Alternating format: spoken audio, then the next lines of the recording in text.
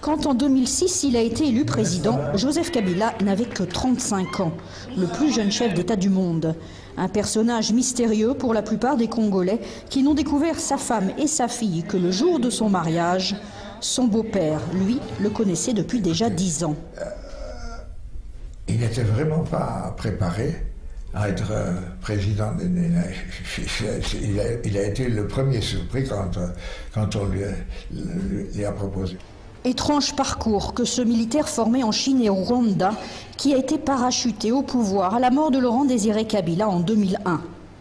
Certains opposants contestent le lien filial, affirmant qu'il n'est qu'un enfant adopté du tombeur de Mobutu.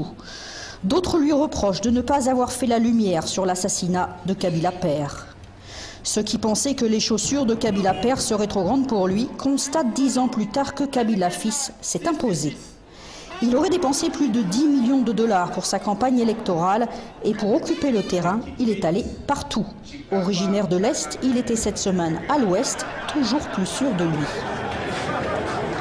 Peut-être que je parle Kikongo mieux que toi.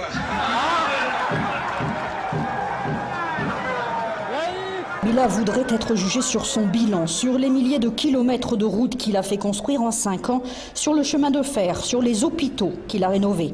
Plus de 700 millions de dollars sont dépensés chaque année dans les infrastructures, 10% du budget congolais. On a perdu beaucoup de temps, une quarantaine d'années, je l'ai dit ce matin, à détruire ce pays. Et après les élections de 2006, ils sont mis au travail. Et quand on lui parle de corruption qui gangrène les finances de l'État, il a réponse à tout. Et il y a déjà beaucoup plus de transparence qu'avant, que n'importe quel gouvernement. Le gouvernement n'a pas rempli tous les critères de transparence souhaités par la communauté internationale. Selon des parlementaires britanniques, le pays aurait perdu 5,5 milliards de dollars dans la vente de mines en dessous du prix du marché.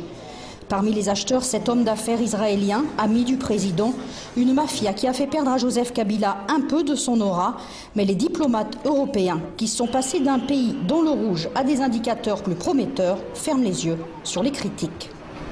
Il y a eu un certain déclenchement d'activité économique qui n'a pas eu lieu ici pendant une longue période.